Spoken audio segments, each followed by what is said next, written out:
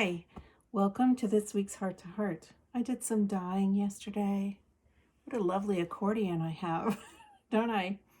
I wanted to show you something today about sorting. And I'm going to put this down here because I'm going to access it. Let me move my camera over so you get to look at it too, and every other thing that's messed up in my house. You can't dye all day and have a neat house, number one. So I wanted to just talk about a little bit about how when we put colors that are close to each other together, I'm just going to nab the ones that are like that. It allows us to blend them. They have a commonality. They're close to the color wheel to each other. They're not exact matches. We can't just say, oh, they're all one color and they're going to act a certain way. But they make good stand-ins for each other. And they don't have that much contrast. Farther away you get, less contrast they have. I'm gonna pop this up on the windowsill. So now, let's do that again with some different colors. We'll see what happens with them, because I used all warm colors. So this time there'll be some value variance, and I might even leave that out, because when there's value variance, of course, we can't blend them. So I'm gonna make these two are similarly valued, and I'm going to keep them outside and apart from what it is I'm going to demonstrate. So now I want to get colors that are sort of not too far away from each other on the color wheel. Some turquoise, some blues, and we'll see what happens here.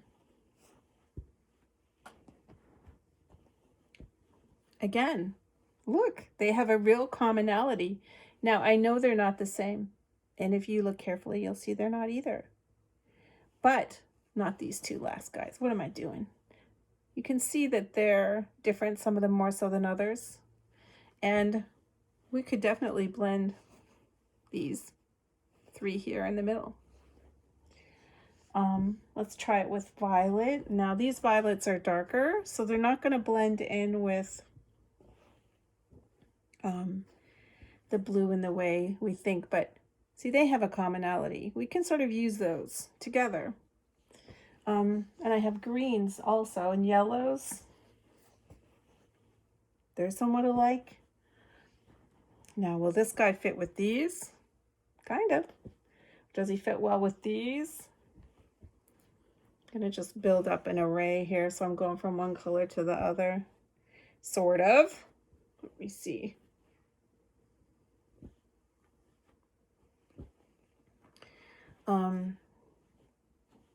Look. But there's a blandness to the colors when they're by themselves. They don't really say too much. But when I can combine them, now that I've made this so big mess, when I combine them a bit, when I'm able to like put them together with matches that enhance them. So here's this nice orange. It's called Aaron, this orange. And I put it with this green, suddenly it's enhanced. And then when I put this green with this, wow, look how great it looks. And now we need to make something impactful that goes with this red violet. So I'm going to get a yellow green. And now we're really talking about some power when we're alternating warmer colors. This is the warmest one. And this is a warm color too, but it's opposite of this color. So this is closer in proximity to orange. So this one acts cool. Look how cool this one suddenly became. We can have big adventures with color when we start to play with them and think about what looks great with them. Here's another handsome combination. Now, you might think this is too much for you. And that's okay. You don't have to like what I like. Look at that.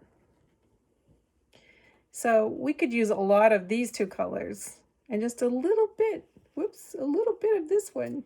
Let me see if I can cover that guy up. And just a little bit of this one, and look how that just looks so glorious. So sometimes when we're planning about colors too, let me look at you. Sorry to look down my shirt, I apologize. Or maybe you can thank me later. We want to think about how things are going to be enhanced. And you saw as I was doing things to make interesting combinations, I was frequently balancing warm colors with cool. That might not be for your taste, and that's okay. But I always want us to really think about what, there's a warm you might like better. I always want you to think about what's possible, right? Instead of what's probable. Look at, that is really handsome. I like to fool around with colors quite a bit after I make them and see the different combinations. Like look at the coral and this awesome bronze, I like to call it. Looks a little bronze. And there's going to be meetups and matchups with 3 or 4 colors that are going to look phenomenal. Now, you would want to have something, have some mediating behavior between these two. And maybe this one's going to do it. Maybe we might need to plug an orange in there as well. And then suddenly, as with our current matters, this becomes handsome. Do you see how I took steps between these two on the color wheel? Yeah. So, and they're all the same intensity too. So that's what's making them also look nice. But we can't have a rug that's all like that because that's too much. And so we might want to employ this to help cool everything down. Yeah, playing with our colors and sorting them, looking at what belongs together and looking at what can be used together is a good trick, but also looking at what enhances what is another amazing and beautiful trick. Now these colors were all meant to replenish my stock after I made my kits for Wove. And that brings me to great news. So even though I said last Wednesday was the last date, I still have a few orders I have to send out. I just got them on Friday, and I don't mind that. Don't think that I'm thinking, why are they keep ordering those kits? Hopefully they'll get there in time. They still have 2 weeks to get there. So please, if you want a Wove kit, order it. I'll have it in the discussion below so that you know where to go directly and quickly. But even as I stacked these up here on my lap, I am just wildly entertained with these possibilities. And the beautiful thing about our practice when we make Wove, we're using our different hooking technique, is that it intermeshes these things. So things become less or more as the number of stripes we use and how they meet of these colors. And that's entertainment that I have been finding fascinating. So as I stack up all my glories here, let me put a couple of blues in here. So I stack, oh, now, see, I'm finding something better every time. What else can I put in here?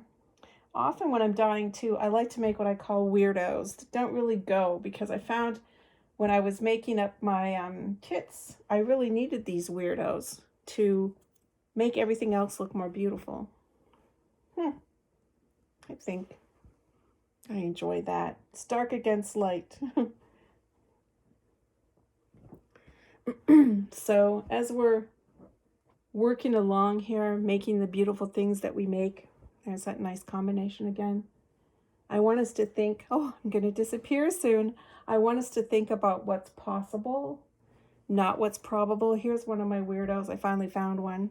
Look at it. So you mightn't think that's so great, but with some of these colors, just a little bit of it is making real joy happen. There's another one of my weirdos. Oh, look at it with this. See how it changed color as I moved it with these other colors? How gray and nothing it looks here, and then how beautiful it looks down here. Oh my. You know, I could play this game all day, but I'm sure you've got things to do. This is a good way for you not to see the mess of my house too. I'll just make a big stack of wool in the middle of the camera. All right, my friends, I hope that you have enjoyed my accordion music and that you have a great day. And think about playing with color the way I have right now. Even if you just grab a handful of strips, you can have a lot of fun seeing what can you create. Yeah, because the use of color is what makes our work more expansive and more glorious. We've got what it takes. Let's start playing. No need to wait. Have an excellent day, and I will see you later. From my heart to yours. Thank you.